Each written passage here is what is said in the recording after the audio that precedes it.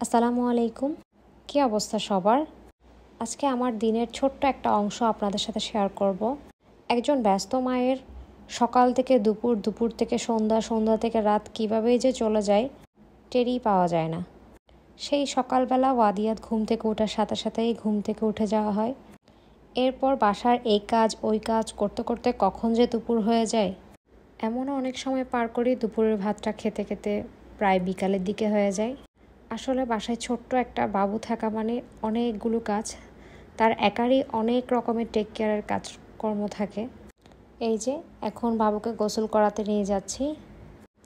ওয়াদিয়াত কিন্তু গোসল করতে খুব পছন্দ করে মাশাআল্লাহ, এবং এই টয়গুলো দিয়ে ও খেলতে পছন্দ করে। আপনারা আপনাদের বাবুকে এভাবে টয় দিয়ে গোসল করাতে পারেন, এতে বাচ্চারা গোসলের সময়টাকে অনেক বেশি এনজয় করে।